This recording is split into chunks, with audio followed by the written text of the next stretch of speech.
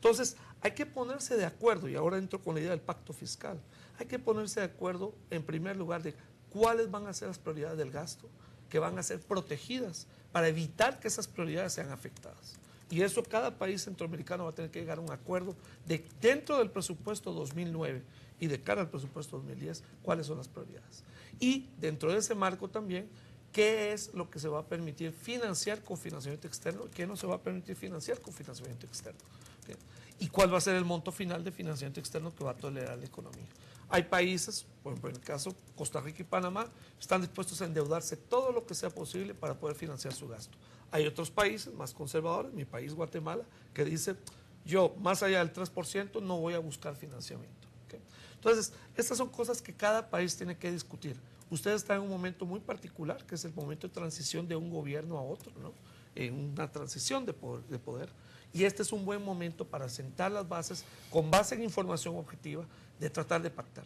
Hay acuerdos de corto plazo que hay que tomar. Lo que estoy enfatizando es que hay una parte del pacto fiscal que se refiere a acuerdos de corto plazo. Hay otra parte del pacto fiscal que debe referirse a medidas de mediano y largo plazo. Ok, me quedo con eso, voy a un corte, vuelvo rápidamente para volver a hablar específicamente de esto, de este pacto fiscal necesarísimo en el momento actual. Ya volvemos.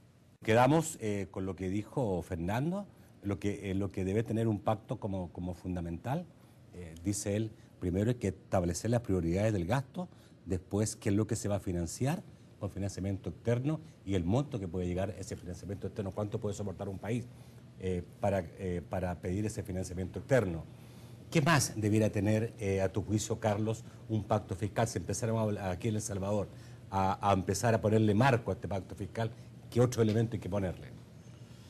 Bueno, yo diría que ante todo la visión estratégica del país, qué país se quiere tener, porque en función de las metas de país que responden a esa visión de largo plazo, uno establece cuánto es lo que está dispuesto a gastar y en función de cuánto está dispuesto a gastar, cuánto tiene y cuál es la brecha que tiene que cerrar. Por ejemplo, en el caso de El Salvador, más o menos la estrategia de país que se ha delineado tanto en la plataforma de Arena como la del FMLN, nos exigiría una recaudación fiscal del orden del 17-18% del PIB. Tenemos actualmente 13%.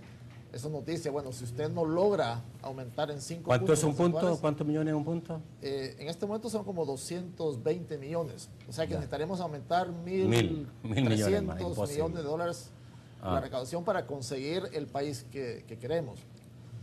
Ahora, la parte complicada es justamente, bueno, yo creo que en el diseño del país no hay mayor discrepancia. El problema es cómo conseguir esos 5 puntos adicionales. Ahora, en esto de hablar de un pacto fiscal, tiene que hablarse necesariamente de que debe aumentarse los impuestos, por ejemplo. Bueno, yo creo que en el caso de El Salvador, obviamente hay que agotar primero la vía administrativa de combatir la elusión y la evasión y el contrabando.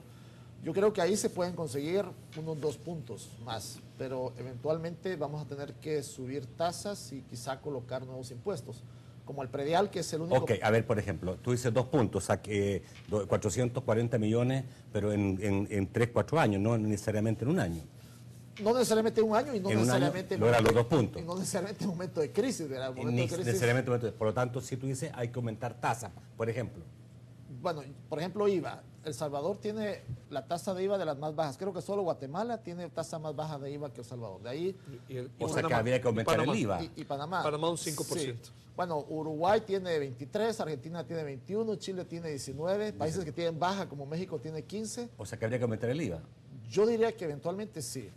¿Tú crees que vamos a tener que llegar a eso? Porque qué bueno es sincerarse. O sea, esto obviamente no lo va a decidir tú, lo van a decidir otros. Pero tu análisis te indica, ¿tiene El Salvador que pensar o ir pensando ya en aumentarle 1 o 2 puntos al IVA? Yo diría que necesitaríamos para financiar ese país que queremos en el largo plazo, necesitamos un IVA de 15, quizá con un IVA diferenciado para artículos suntuarios. Un IVA ¿Se puede en este momento, un momento de crisis, aumentar el IVA tan significativamente? No, ¿O no es aconsejable? No, en momento de crisis no es aconsejable. O sea, esto pensado más a largo plazo. Sí, al salir de la crisis. Hoy día no. Hoy día no. Pero se puede en un pacto fiscal determinar, decir, por ejemplo, este año no aumentamos IVA, no aumentamos ningún impuesto, pero ya al tercer año debiéramos hacerlo. ¿Debiera estar estipulado en un pacto? Yo pensaría que sí. Ahora, la experiencia del Pacto de Guatemala, que Fernando conoce muy bien, nos indica las tremendas dificultades para llegar a ese tipo de acuerdos. Pero yo creo que eso... A ver, voy a Fernando nuevamente. Cuénteme un poco en qué consistió el pacto fiscal en Guatemala. Fue un ejercicio de diálogo social, porque no fue un acuerdo político, no fue un acuerdo entre los partidos políticos, sino finalmente los partidos políticos se sumaron al acuerdo, pero fue un diálogo entre empresarios, trabajadores, académicos, movimientos sociales en general en la sociedad. ¿Liderados por el gobierno? No, liderados por un grupo de facilitación de diálogo fiscal avalado por el gobierno. Es decir, el gobierno aceptaba ese grupo, pero no era un grupo del gobierno, era un grupo que integraba a personas como Carlos, por ejemplo, consultores del Sistema de Naciones Unidas, y también pues algunos actores importantes de la sociedad civil que se consideran expertos en los temas de fiscalía. Y ese grupo promotor del diálogo jugó un papel muy importante. Una persona salvadoreña que jugó un papel importante en el Pacto Fiscal de Guatemala es el asesor del presidente electo Mauricio Funes, Alex Segovia, ¿no? Ahora, ¿qué se puede rescatar de esa experiencia? La necesidad de que para lograr pactos fiscales haya información transparente para todos los actores. Eso es muy importante. Un diálogo fiscal, un diálogo social. O sea, bien importante que todos sepamos absolutamente cómo está la situación. ¿De dónde estamos parando? Porque si estamos con situaciones de ilusiones, de creer que el país puede más de lo que realmente puede, pues podemos generar graves problemas en un diálogo. Igualmente, si tenemos una perspectiva pesimista no fundamentada, ¿no? Entonces es importante que la información fluya, que haya transparencia en la información fiscal.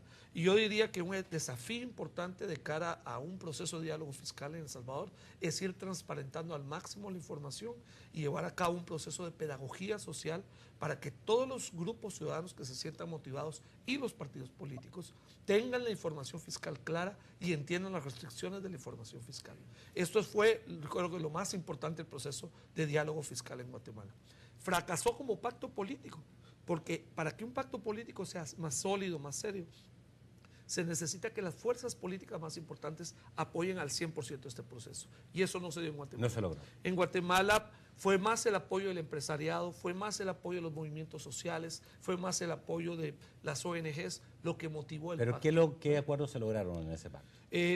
Todos los acuerdos que acabo de mencionar, límites y prioridades en el gasto, límites y prioridades en el financiamiento, límites y prioridades en la recaudación. Uno de los motivos por los cuales surgió el pacto fiscal era aumentar la recaudación tributaria.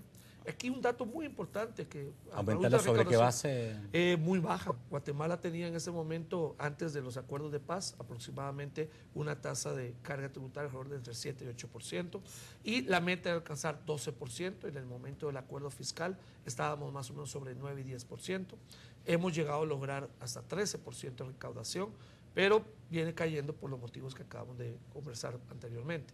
Entonces, es muy importante en este momento acordar también metas de carga tributaria y bueno, y metas de déficit y de manejo de déficit. Un tema que queda siempre colgando y que en el caso de Guatemala no fue explotado suficientemente, pero que El Salvador podría poner atención, es patrimonio nacional, uso del patrimonio nacional. Todos los países tenemos patrimonio y el uso de ese patrimonio puede ser un componente fiscal muy importante. Por ejemplo, los países petroleros usan estratégicamente el petróleo. Un país como Chile, que tiene yacimientos de cobre muy importantes, usa estratégicamente el cobre. Un país como Bolivia tiene una serie de disposiciones para el manejo del patrimonio. Nosotros también tenemos riquezas. No es que no somos países petroleros, tal vez no somos los países más mineros del mundo, pero tenemos riquezas del subsuelo que podríamos aprovechar mejor. Eso, por ejemplo, debería ser incorporado también en la discusión de un pacto fiscal para discutir el patrimonio nacional y cómo utilizarlo estratégicamente.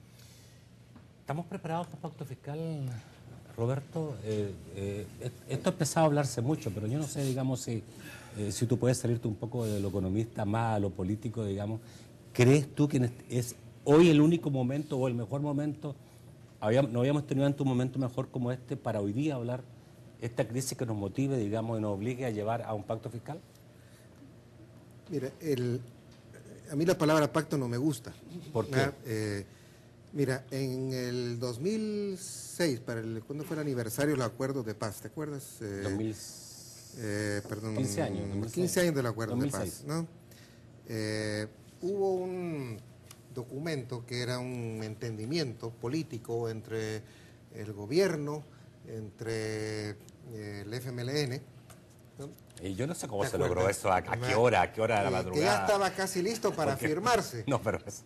Uno de los puntos por los cuales, entiendo, dentro del gobierno se retrocedió fue por esa palabrita de pacto fiscal, ¿no? Entonces hay que tener cuidado también con las palabras, con la semántica, con los conceptos. Yo prefiero hablar de un diálogo que conduce a un entendimiento, y si el entendimiento conduce a pactos, de acuerdo. Creo que hay que ir de lo simple a lo complejo. Mira, antes también de hablar del pacto fiscal, en este país necesitamos ponernos de acuerdo con las cifras. Que aquí no somos Estados Unidos, yo no sé Guatemala, pero acá, ¿no? Para comenzar, si tenemos a veces cifras distintas de la misma realidad, pero digo distintas, cuando hablo distintas, de distintas, bien Por eso, transparentar primero. No, entonces hay que sincerar y hay que transparentar. Por ahí comencemos.